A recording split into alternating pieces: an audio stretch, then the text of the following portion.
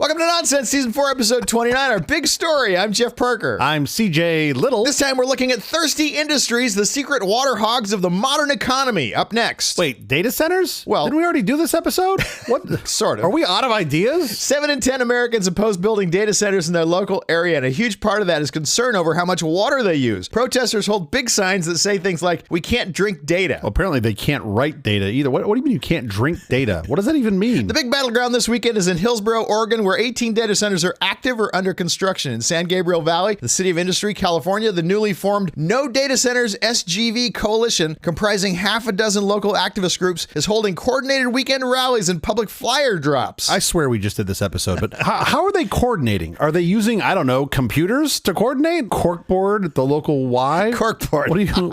How much water does big corkboard use? I love how people are just like, I want all of the output of the thing. I just don't want the thing. Okay. Exactly. Cool. I want the data center in someone else's yard. Hey, put it in my yard. Huh? I want low latency. Get me closer to the data center. It sounds lovely. Well, but you understand how it works. Okay, manufacturing on tap, the hidden water cost of things we consume. Let's go. I'm more of a manufacturing bottom. Do you know the real problem here? The real consumer of water that nobody talks about? Yeah. Fish. Oh, sure. Fish consume a lot of water. You got to get rid of the fish. That's the problem. Down with big fish. They're down with big fish, right? Those guys are little water hogs.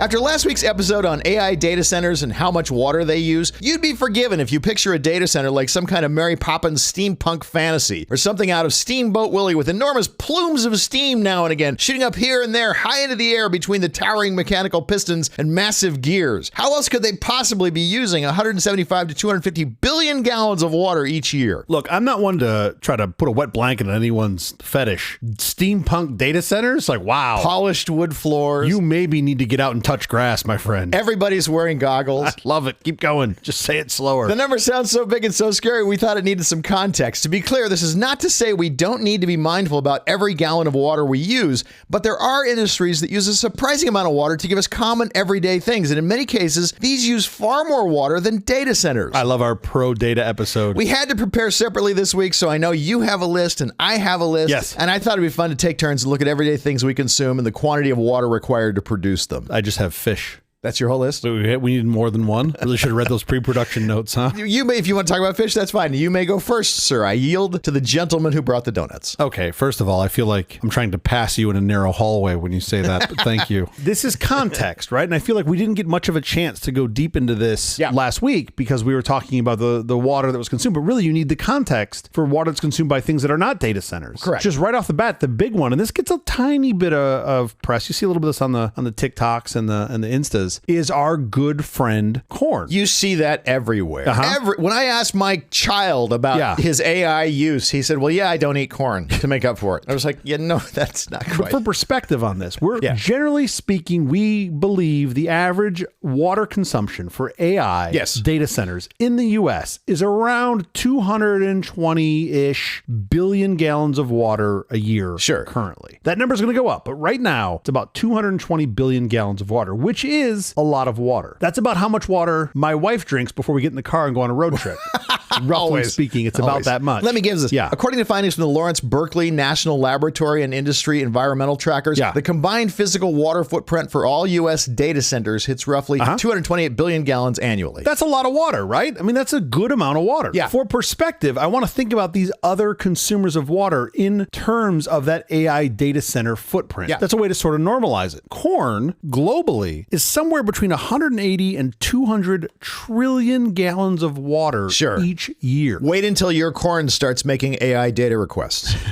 That's globally. Let's just talk about in the U.S. In the U.S. alone, you're talking about somewhere in the neighborhood between 55 and 60 trillion gallons of water a year. You're saying that's more than data centers use? It's a touch more. So that's 270 times the amount of water consumed for AI data center. About 40%-ish of the corn we grow in the US is just used for fuel. Ethanol. Right? It's your ethanol. It's your biofuel alternative. So that's roughly 23 trillion gallons of water just goes to corn fuel production. Another 40% just goes to feeding livestock. So right there, that's roughly 80% of all the corn that we grow. So 80% of that 55-ish trillion gallons of water just goes to fuel production and to feed livestock. What we actually eat here as human food or industrial goods is less than 10%. Now also, I'm giving you a total water number. This is total water, including rainfall. Doesn't matter. If it's rainfall, it would have gone down to the rain table. Exactly. Instead it goes into the corn. It'd go into the watershed. It would go. So you water have use to is water use. You have to consider that. Not that water that is not processed is not cheaper water. It is, but it is still water. Yes. So 270x in the US alone. Corn is the one that everybody, that's the meme one. That's the one everybody talks about. A single avocado requires about 60 to 70 gallons of water to grow. A single avocado? A single avocado. That's a lot of water. A single slice of cheese pizza? 330 gallons of water to produce. What? No. Mostly to feed the dairy cows and irrigate the wheat fields. I would have taken the under on that bet. A bottle of wine takes around 87 gallons of water to grow and process enough grapes to fill a single 750 milliliter bottle of wine. But wait, that strikes me 87 gallons for a little bottle of wine. The thing that is mainly water is only 87 gallons only. Right. The cheese pizza is 300 gallons of water. A single egg, 53 gallons of water. Wow, that's a big egg. Almost entirely because of the grain required to feed the chickens? Yeah. Interesting. A single diaper takes 144 gallons of water to produce. And my kids can put that much into it. Well, I hope your kids at this age are not using diapers. Very good kidneys. That's amazing. This sounds positively efficient. A single beer takes about 20 gallons of water. Okay. Well, it's better than the wine. Because of the barley and the hops, so it is much better than the wine. Yeah. So wait, your point is if you want to conserve water, ditch that slice of pizza, just drink another beer. Is that your point? Yes, that is precisely my point. This is going to go swimmingly. So to speak. A plastic water bottle. You know those plastic water bottles you get everywhere? Oh, the bane of my existence. It takes 3 times more water to manufacture the plastic water bottle than it actually takes to fill it up. The water inside it? Yeah. Just stop drinking water out of plastic bottles. Like, why we are doing this? Well, because if you're at a sporting event or something, it's a very convenient way to get water. But if you can get them out of the aluminum bottle, which is a much better way 100% recyclable. To have them. Yes, 100% recyclable. As opposed to roughly 0% recyclable. No, that's true. Corn is the one that everybody talks about. Producing 1 gallon of corn-based ethanol biofuel requires anywhere from 10 to 100 gallons of water for crop irrigation, prompting debates over how green exactly is ethanol. Not great, as it turns out. So anyway, so that's corn, and it's the big heavyweight of the water consumption, I believe. You look at a standard 8-ounce cup of coffee and you see 8 ounces of liquid, right? Well, I'm not a heathen. I use the metric system, but sure. It takes 37 gallons of water to make your little cup of coffee. Yeah. If you're a heavy coffee drinker who downs 3 cups a day, your coffee habit alone consumes over 40,000 gallons of water every year. All right, so coffee. And the issue is agricultural growth. Yes. Coffee beans are actually the seeds of berries that grow on tropical evergreen shrubs. These plants thrive on warm, humid,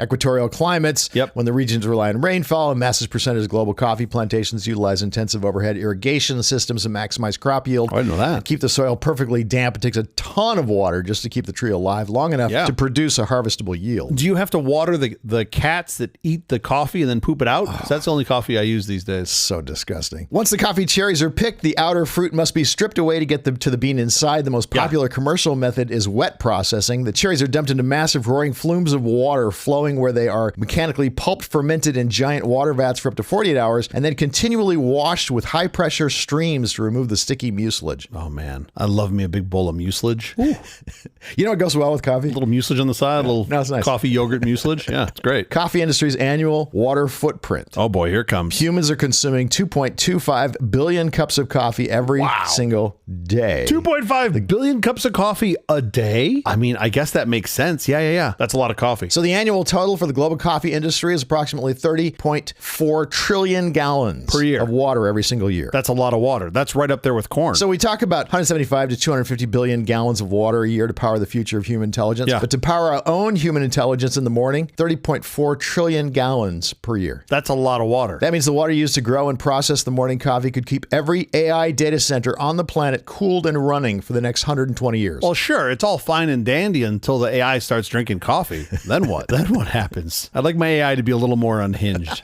That's a lot of water. Okay, so corn and coffee are big users. What do you got next? What's next? Well, I can't compete with that. I didn't think it was going to be that kind of show. This one, it kind of surprised me until I thought about it for a moment, but swimming pools. Oh, for sure. But not because you got to fill them. It's a giant open cup of water. Yes. Of course, half of it's going to be evaporating. Yes. Probably your costs are not even filling the things up. It's probably a whole swimming pool full of water every year. So you're right. So you clearly, I mean, living in Southern California and being a pool owner, you get to know these things. Start with, how many pools are there in the U.S.? Roughly speaking, how many pools do you think there are in the United States? 10 million. I have no idea. Did you look at my notes? I don't have your notes. This is my favorite thing. Guessing. How many is it? I love when I ask you a question and you're like, I have no idea. And then you're like, let me guess the number within 3 decimals. And then I'm like, okay, great.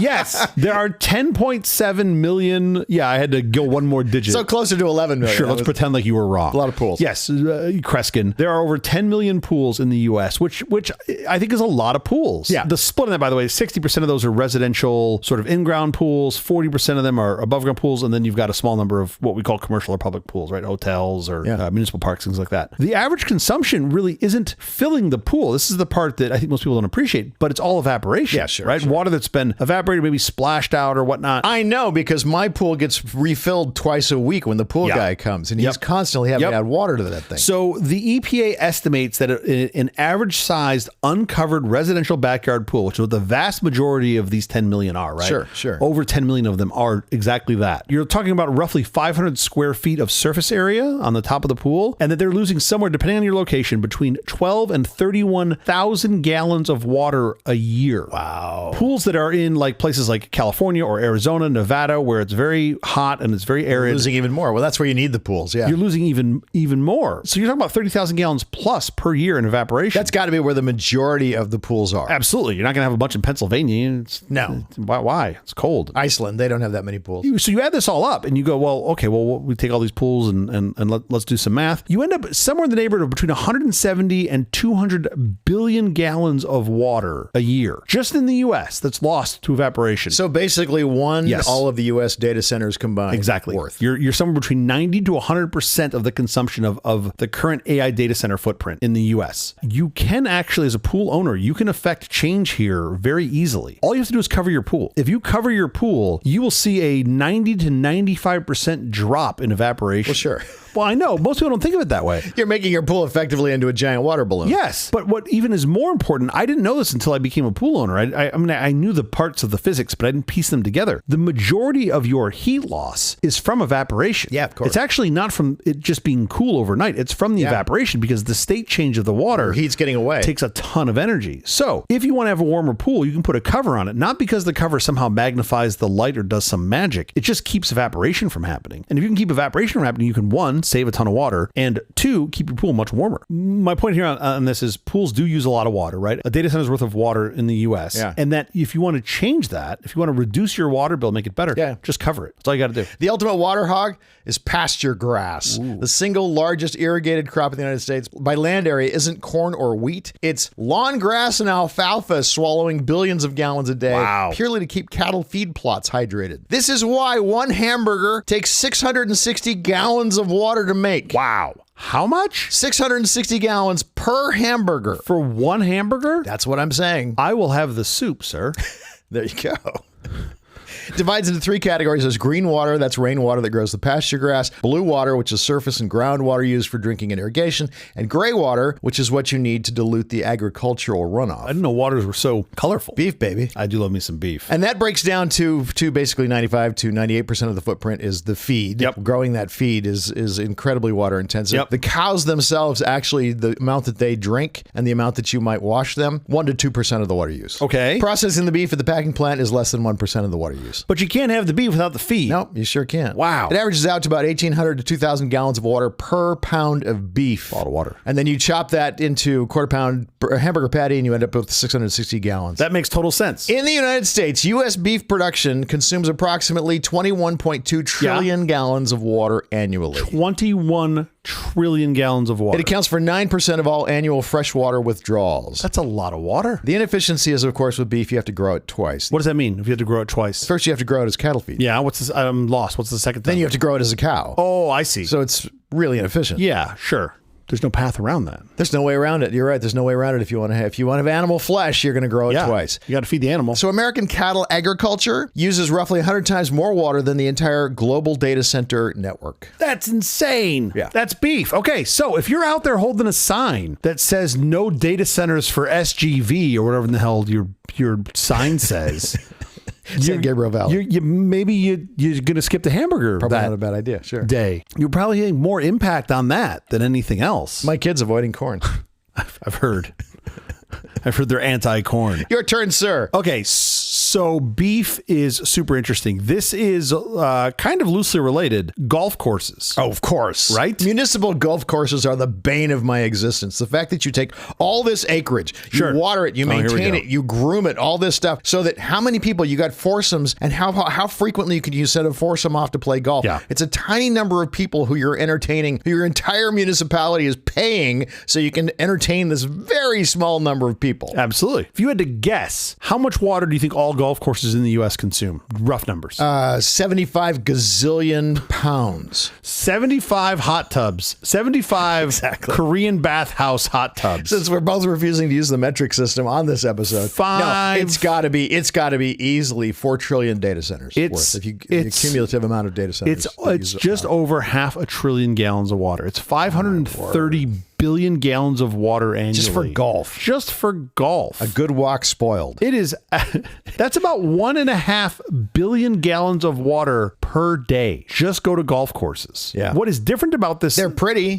Sure. What is different about this than some of the other ones we've talked about previously is that most of this water comes from sources that are otherwise close to human home. Meaning, sure. A lot of it comes from ground wells. Yeah. You have some of these places, about a third of them, a little less than a third of them, have on-site lakes or ponds they can pull from. They do use wastewater. About 20% of the golf courses in the U.S. use treated wastewater, gray water, that you can use to navigate. Yeah. But then you still have over 10% of it that just comes from tap water, just municipal tap water. Which is the most expensive form of water because it's so processed. That's 53 billion gallons of water that we have processed that we're now dumping on golf courses. The whole idea of a lawn, do you know how lawns came to be? No. Was just showing off how wealthy you were. That you could actually own property that wasn't productive. That's how rich you were. Exactly. Yeah. That then requires work. Right. In the past 20-ish years, golf course water usage has dropped by about 30%. Yeah. So that's great. Like we've wound the number down, but it's still 530 billion gallons a year. We're giving these normalization in these big numbers, but that average golf course, your typical consumption that you're seeing on a per golf course basis, you're talking around 300,000 gallons of water per day. Sure. On a typical golf course. That equates to over 2.3 million ChatGPT queries for one golf course. Sure. And most of my queries are going to be, what other excuses can I come up with on why I don't want to go golfing with my friends? To not go golfing. So if you go to the golf course, you would save all the water on both sides. Really? Think of those queries you could save. Oh, man. Yeah, anyway, so that's golf courses, right? And that is a real number. Yeah. All right, what else you got? Ounce for ounce chocolate has the highest virtual water footprint of any commercial food item on the planet. Great. Easily beating out coffee and beef. Great. Okay, so far we have thrown coffee, beef, and now chocolate under the bus. And golf courses. All the good stuff. Great. End of days. A bar of chocolate takes 450 gallons of water. A standard 3.5 ounce, 100 gram bar of chocolate requires approximately 450 gallons of water to produce. That's enough water to fill up 10 entire bathtubs to the brim for a single small candy bar. How many water beds would that be?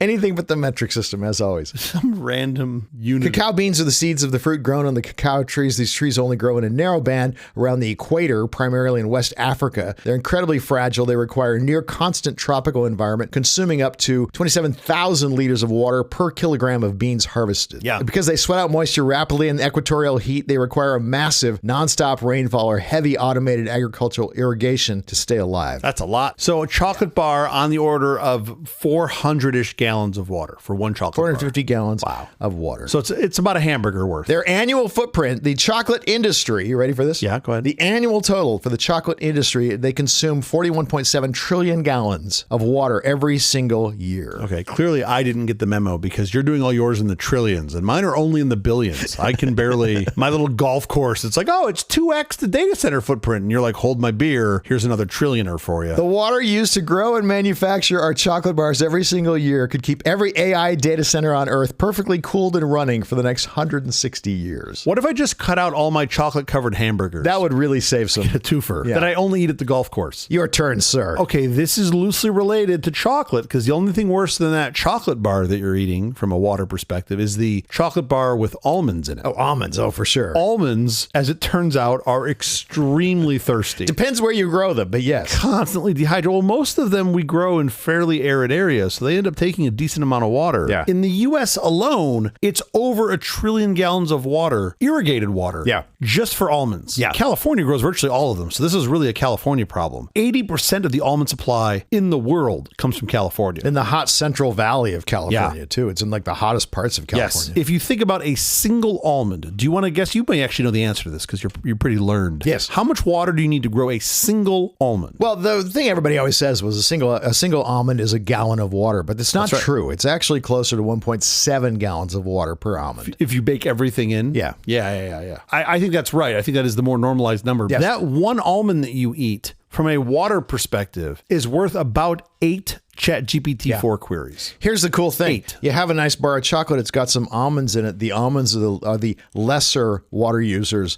of that bar of chocolate. You're getting multiple pieces. Like that one almond is getting split across multiple pieces inside the chocolate bar. So yeah, I believe that to be true. But if you have an almond bar that's covered in chocolate, then that one would be the other way around. Something interesting to note about the almonds is, we eat the nut on the inside, right? Yeah, sure. But there's this fuzzy outer layer in the US, again, where 80% of the almonds on the planet come from. Those harvested hulls, the hulls that are around the sort of fuzzy outer layer that's around the almond inside. Sure. We actually harvest those, and they offset things like alfalfa, which saves us, roughly speaking, 440 billion gallons of water elsewhere. Because we're feeding them to cows. Because we feed the husks to the livestock. Yeah. Most farms in California, which again is most of the almonds grown in the world, have transitioned to micro drip irrigation, and they use like automated soil moisture sensors to just make sure they don't overwater. As opposed to the other one, which is called flood irrigation, which is how we traditionally have done it. So we believe that we've reduced water usage over the past 30-ish years by almost a third just for almonds, which is pretty impressive. That's pretty good. That's pretty great. You pulled a third out. Yeah. What else do you have? 1 bowl of rice. You ready for this? Oh, wow. Yeah, go for it. You have a nice bowl of rice. You have a nice bowl of rice with your meal. Oh, man. I love me some rice. Nothing better than good rice, right? It grows in water. It's like fish. Rice is the fish of the vegetable world. Rice is the grain world. Yeah. 1 bowl of rice takes 50 gallons of water. Wow. Yeah. Really? Yeah. That's a lot of water for rice. And that's before you put water in it so you can cook it. You sort of think of rice as being like, oh, it's the beige food. Like, you can't use that much of anything. It's just Oh, no, it's delicious. Oh, it is delicious. I'm not saying it's not delicious, but it's just sort of like, you wouldn't think of it as using a lot of water. That's a lot of water. Standard cooked bowl of rice contains roughly 3 ounces of dry rice. Producing that single serving requires approximately 50 gallons of water. If you scale that up for a family dinner, 1 pound of white rice requires about 1,136 gallons of water to produce. Wow. And the reason is because how it's traditionally farmed, which is continuous flooding. Just constant flooding. Yeah. Yeah. And I think a lot of those are irrigation water too. They use well water, but a lot of it's irrigation water. And a lot of that is because weeds can't survive underwater. So it kills off all the weeds because rice lives fine underwater. No expensive chemicals. The rice doesn't care. Yeah, exactly. Yeah, the rice doesn't really care. It'll grow wherever. It's pretty hardy, but you end up not. It's like a natural herbicide, effectively. Like it's a natural weed killer. And the weeds are the least of your worries because there's something in the patties, in the patty water, which is called night soil. Do you know what that is? Oh, I remember reading about this. You may not want to know. It's not. You may not want to think about it. No, it's not good. It's the guy who's standing in the patty. Yeah. And the thing he has to do when no one's watching. Wait. And he does it into the water. What? That makes the rice that you eat. Huh? Oh, yeah. There's no outhouse next to the patty. Wait, he's pooping in the rice water? What? And we just call that night soil. We just have a name for it to make it go away. In Canada, all our Shoresies listeners will know that that's called an aqua dump. But apparently there they call it something different.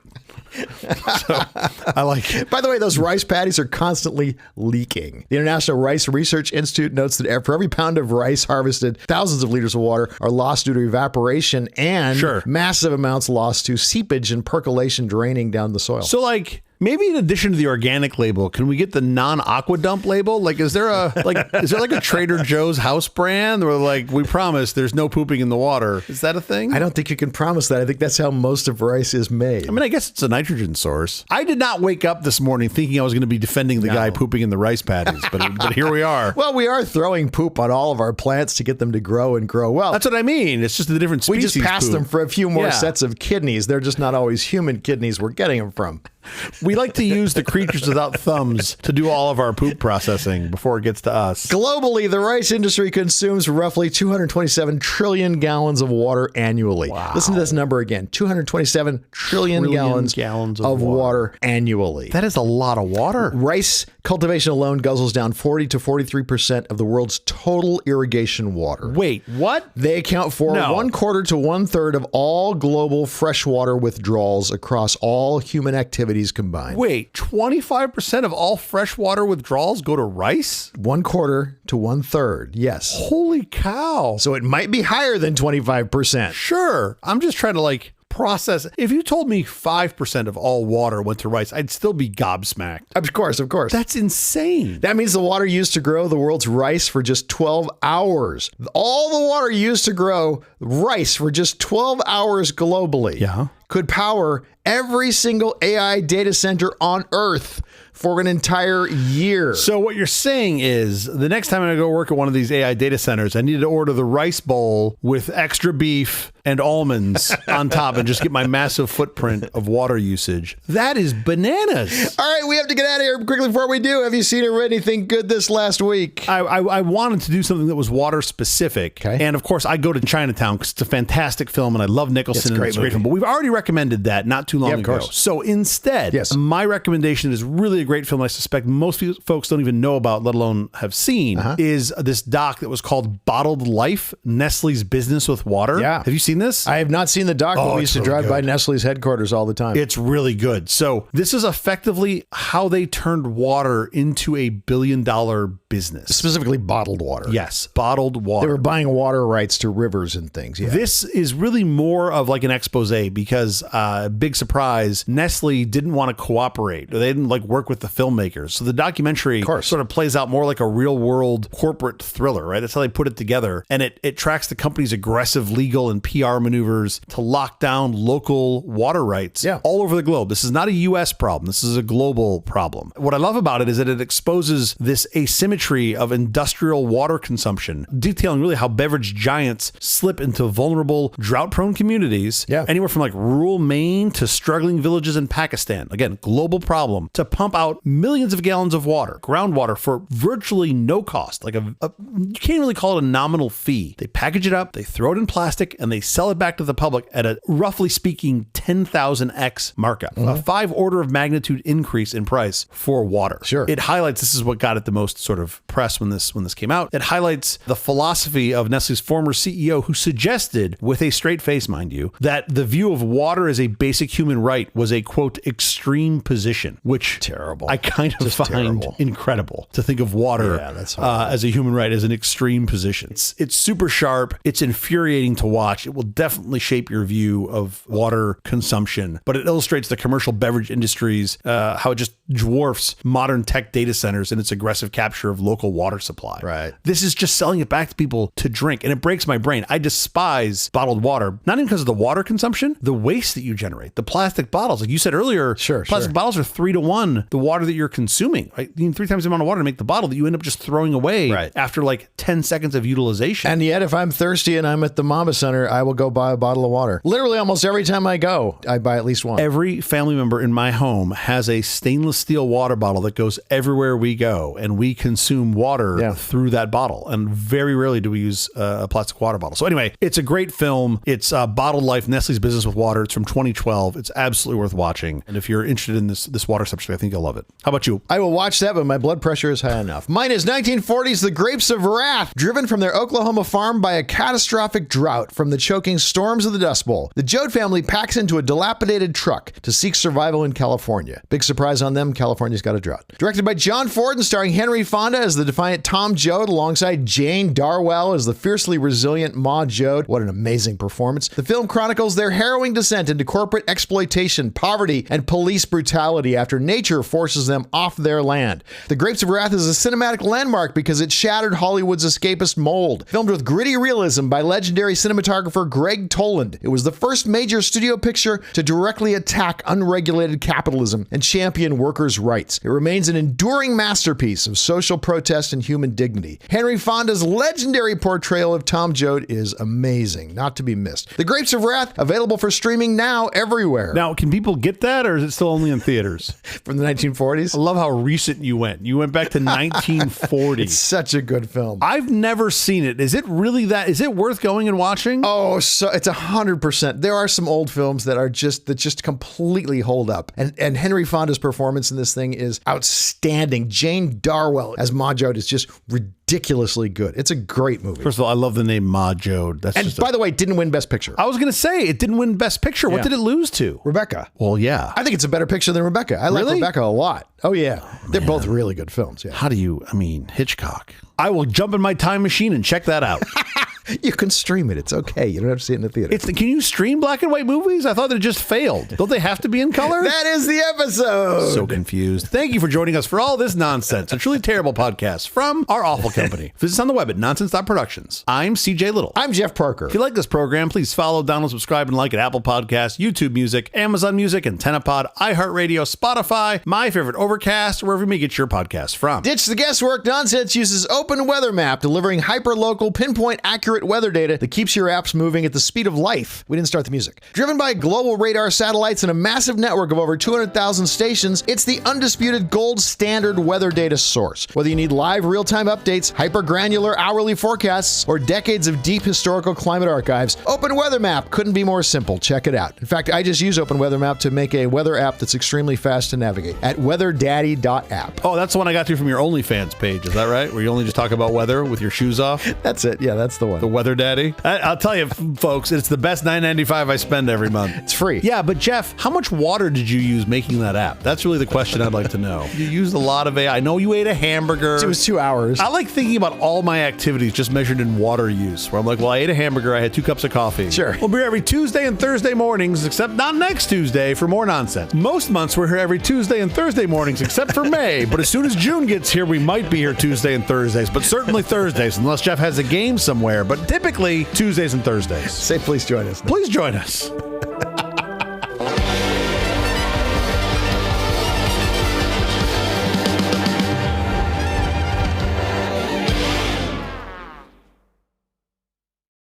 You know another big one that we don't talk about because the mainstream media won't cover it? No. Icebergs. Oh, sure. Icebergs use a lot of water. Nobody complains about icebergs. They do. Do they add any value whatsoever? No. All it does is keep me from having waterfront property. Reflection, actually, yes. Okay. All right. Settle down. They contributed an enormous amount. Right. Okay. Sure. You take away the icebergs and you get a much hotter planet and we all die. You know what they do? They take down ships. That's what they do. Well, they took down one ship, yeah. I don't think they take down modern ships. I also bet penguins use a lot of water.